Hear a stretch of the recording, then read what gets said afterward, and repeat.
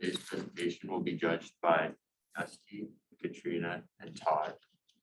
You have 25 minutes in total, 15 minutes of protected presentation time, and 10 minutes of Q&A. During the protected presentation time, judges are not permitted to interject and ask questions. If you finish your presentation before 15 minutes ends, you will still only have 10 minutes for the Q&A.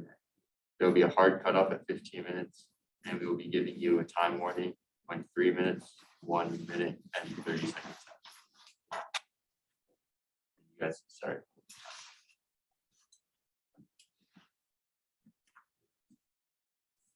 Caruso digital signage is not facing pathways. It's all about whether they will be able to adapt to emerging market trends or not. Dear Board of Directors, we are Infinite partners and brought to you the cohesive Caruso solution, which will answer the question and guiding you through these pathways. My teammates are Adam and Gabor, and I am Bottom. Before diving into the very details, let's take an actual look at our executive summary. We find here the key question that how can Caruso be sticky while winning the early adopters, by winning the late majority. During our analysis, we found that the most important insight here is that however Caruso was able to adapt the SaaS model, the customer journey hasn't adopted yet. Similarly, therefore, there are many pain points throughout the whole customer journey. In order to tackle these pain points, we came up with a cohesive Caruso strategy, which involves first embark, then engage, lastly enhance. This will lead us to a net positive cash flow in the first 12 months, and also adds on 18% of the new customers. Now, let's move on to the analysis, and Gabor will show you the path. So at the start of our analysis, we have created and established a sort of a stakeholder matrix where we have emphasized the certain common interests, preferences, and differences of the main stakeholders that are Caruso, so the company itself, customers, and the end users. So, for instance, customers is a conglomeration or a corporation, and end users are the employees. So there is a really major takeaway here, which we have to clarify, that whatever strategic solution the company decides to follow or go with anytime in the future, that has to be in line with all these principles, preferences, and common interests to be able to maximize its potential. So when we are taking a look at the adaptation cycle, the issue that has been elaborated in the case regarding Carousel having a trouble with that majority becomes more understanding than ever. So it hits us in the face. Almost 4/5 of the market is on the right side of the adoption cycle. So almost 4/5 is on the slope or downhill side of the adoption cycle, which is so that means for us it's 4/5 of the market that Carousel currently struggles to get on the same page with. But luckily, some of their major pain points are measured and even displayed, so we can get an understanding what is lacking, basically.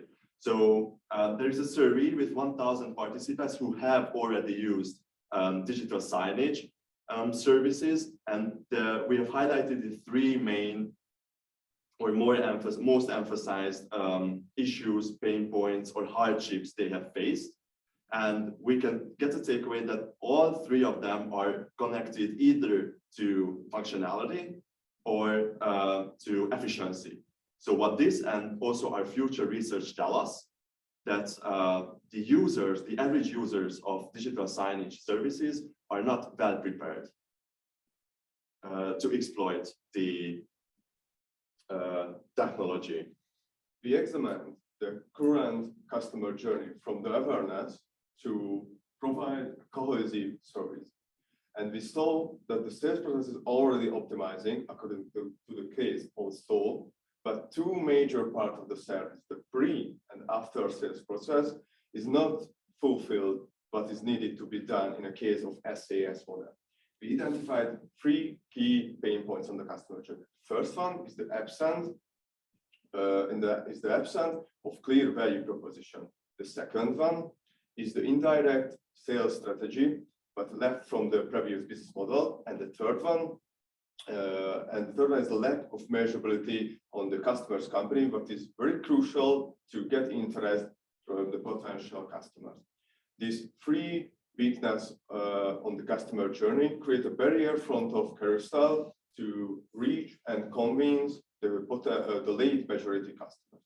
But from the stakeholder analysis and from the customer journey, we're creating a strategic objection analysis model with two main focuses, feasibility and impact. And from this model, we decided three key strategic solutions to be done, which is pre- and post-sales guidance, gamification, and integrated machine learning.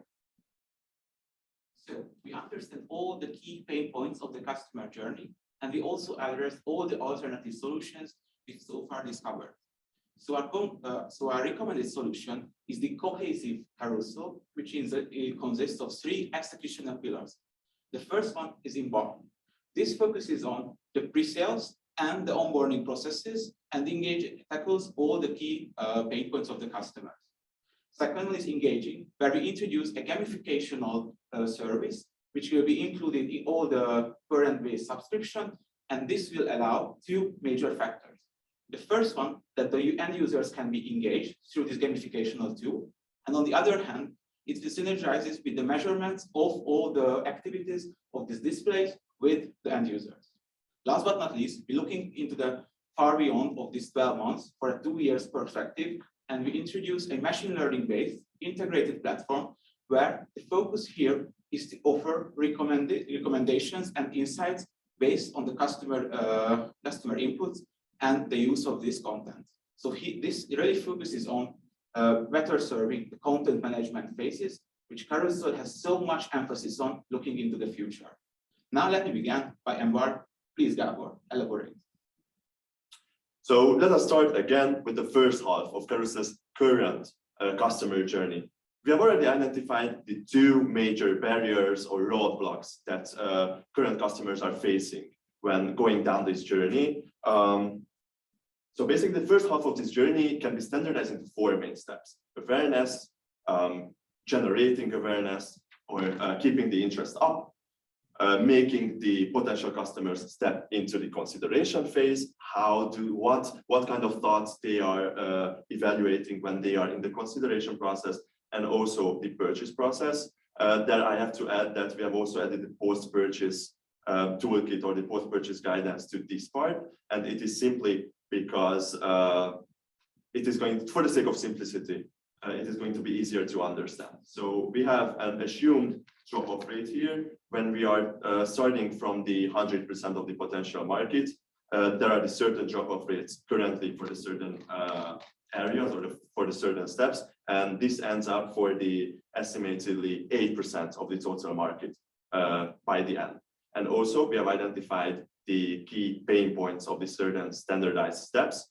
So at the first step, creating awareness, recent times SEO optimization made or gave a huge boost to lead generation, both in the online or in the offline space. But also there are 3 steps remaining that have huge pain points unsatisfied.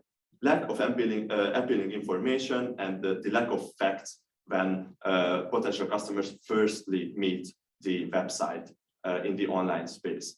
When we are talking about late majority who do not like to take risks and who like to rely on facts, this is a huge disadvantage. And also there are a bunch of online feedbacks regarding Carousel services that are declaring the poor onboarding services. So we would like to start with the first major pain points, which is the appealing information. This is a really simple solution, really easy to make it happen, but also have a huge impact on the company. We suggest Carousel to put the most appealing, most successful KPIs and achievements that they have earned with their current partners on the front page of their website. So when somebody first touches the website, the first thing they will see what successes in what measures the company already has with his current partners, and it makes much easier to make a decision later on. And also what we have already talked about, there are a lot of examples when onboarding systems and onboarding processes are called to be weak. In the case of Carousel, so what to say to this? We have two suggestions regarding this topic. The first one is live trainings in the online space. This is same just as the previous one was. Really easy to make it feasible and really easy to make it happen with comparably big impact. So what we are talking about here is small group of new customers are meeting up or gathering in an online space, for example, on Slack with their content manager or with Carousel's content expert, and they are going through informally on such questions that are not that easy to answer or not that easy to pull off when you are alone in the service. So after personalizing the first part of the onboarding process, the second one we are advising here to make it much more personalized and much more easy to reach is going to be the personalized guides. Personalized guides are for customers to make easier to answer certain questions. So they do not have to reach out to the support service. They do not have to reach out to personalized calls or give their personalized data to get there. They are going to have a standardized guidance when they have the service, where are the frequently asked questions, and it is going to be easier to get through with the entire service.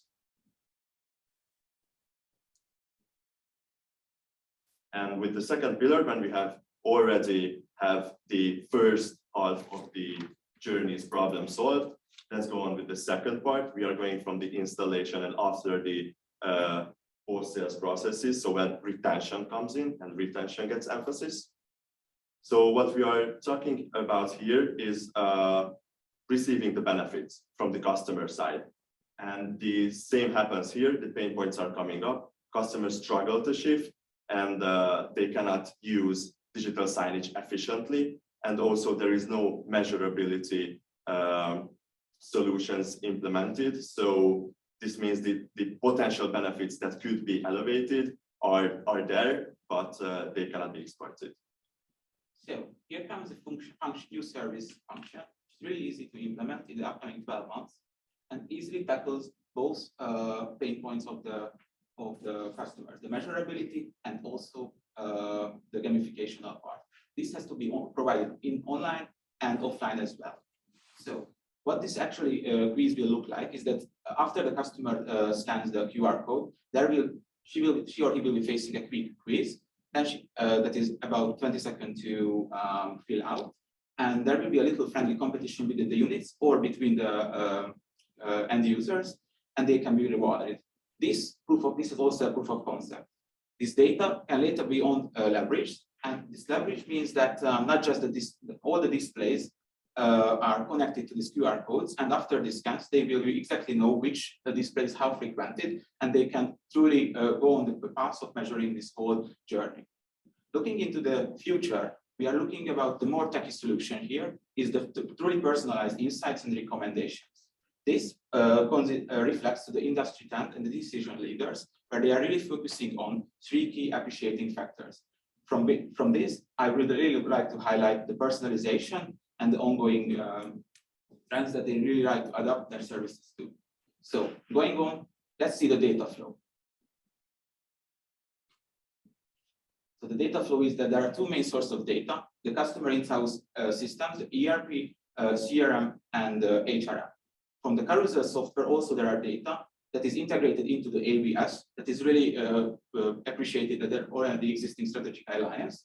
Data security here is a must due to the confidential of the data. And later on, the whole algorithm works like this. So first step is that this data is aggregated, and after that, the different types of data sources are meshed to each other, and then this data can be truly converted in customer insights and recommendations. The really good thing here is the learning algorithm.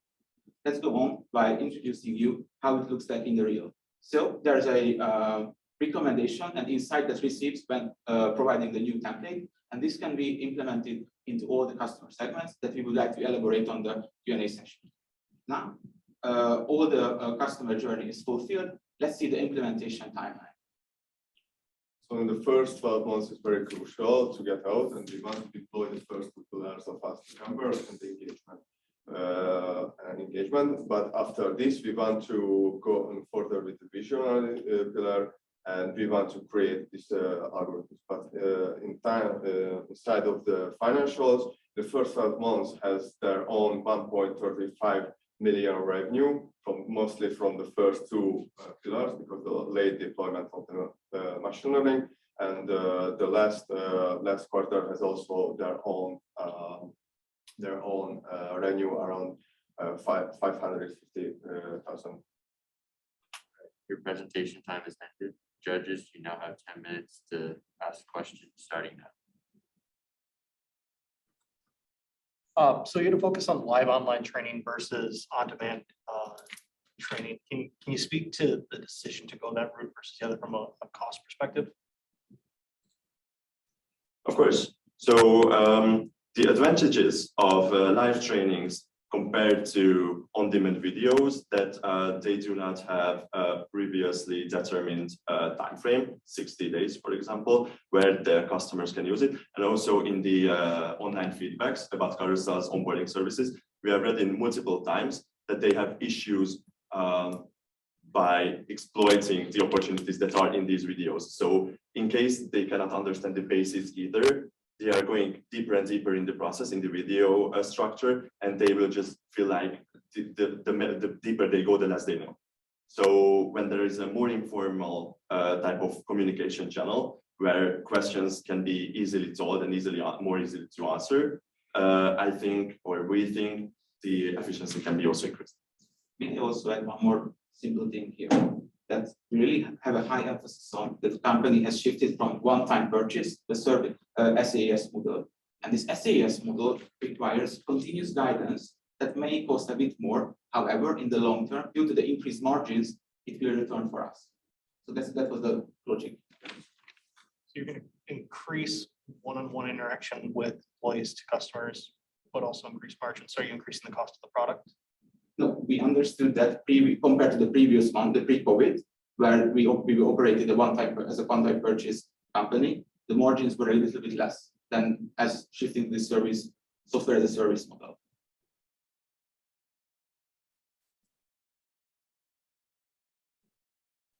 I have a question at this as well. Sorry, can you go back to the, I guess my question just is there any concern about timing or how often we would offer these live trainings, and how would that tie up with our sales process, which may not be as linear as our training schedule? We calculated that the most fraction of the time our customers or partners will be used this service will be the first 2 weeks after the sign-upping, and this is the time also where the content creator and administrator for the Carousel's program will learn. And we calculate that from the 1% of the revenue will be go to the maintaining these services, because we saw that preferred that the onboarding session has almost 30% of unhappy customers, but with the pre and with the after sales guidelines, we think that this will be enough to satisfy our customers. What's the biggest risk to your recommendation not meeting the objectives?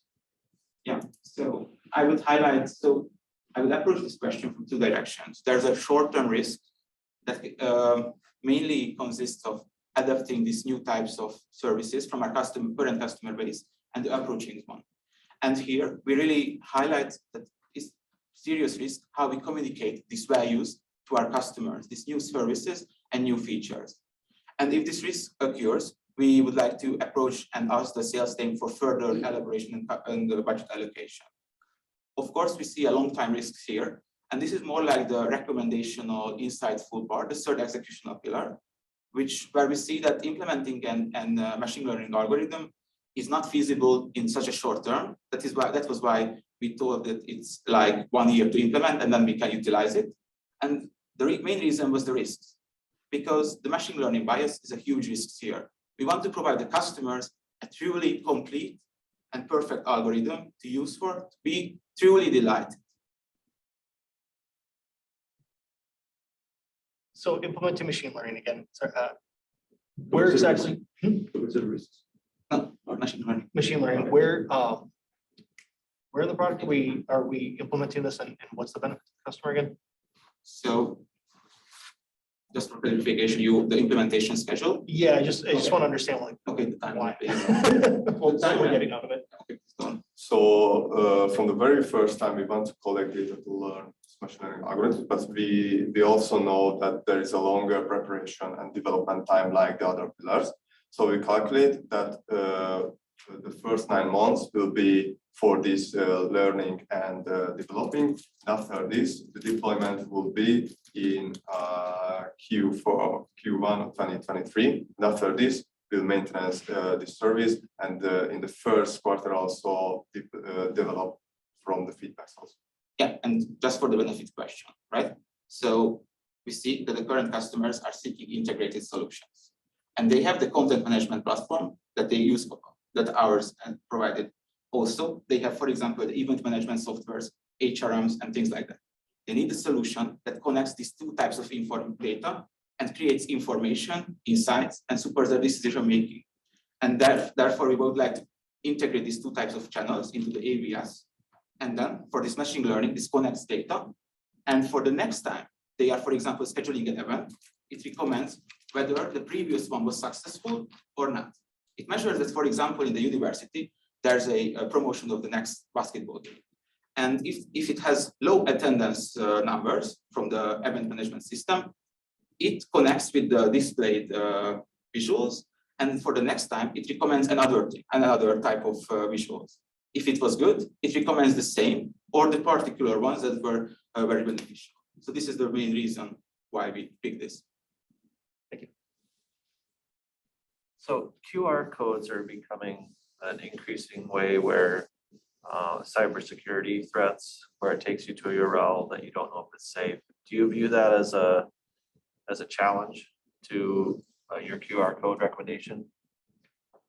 So for QR code recommendation, we definitely consider this factor. And this was why we understood that this is just a 30%, this company has 30% and requires external capabilities. That is why, which is forward, no, the QR code one.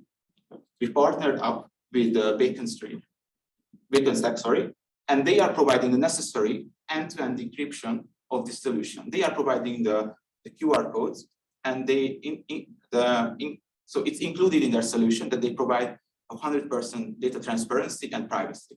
And also just a quick addition, this is from the user side, but also from server there has to be compliance, right? And we have a huge advantage, even if a single tenant model is the most expensive one to be in, from server compliancy and server security, also single tenant model is the most secure one. So from the server side, we are not that worried until we stay in single tenant model.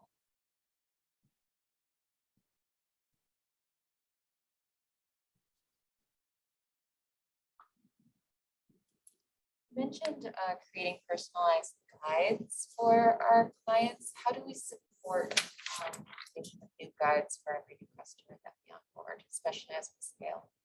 Okay, so we would not like to create a standard or a specialized guide to every single customer, but we would like to have one specified guide for each industry or industry segment, or within an industry for certain types of companies, certain sizes of companies. So for example, when University of Minnesota wants to be a commercial consumer or customer, we would have the opportunity to compare that specific university to our database or to the companies we have in our database or in our partnership already, and pick the most suitable one or the most suitable guide we already have, and just personalize it minorly and hand it to them that, okay, there are the most frequently asked questions you have or the companies that are similar to you have, and there are the internal processes they were struggling with, and so on and so on. And then which team would be responsible for that? So going back to this, we are talking about a 30 person employee or 30 employees big company, right? So there is no specific team responsible for such things yet. However, there is no specific team for maintaining onboarding processes yet. So in the future, when these are becoming more and more popular, in the future, a dedicated team would be established or need to be established. Right now, just as the other onboarding processes, it would be separated within certain company teams. Yeah, divided into account managers. We understand that they have, and they will delegate these tasks for their. Until they can bear it. Yeah. Did you incorporate the potential cost of those teams?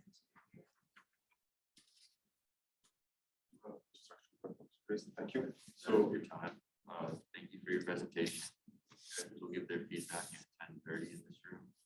So come back if you'd like to see your feedback. Thank you so much. Thank you. I can hand one of you guys.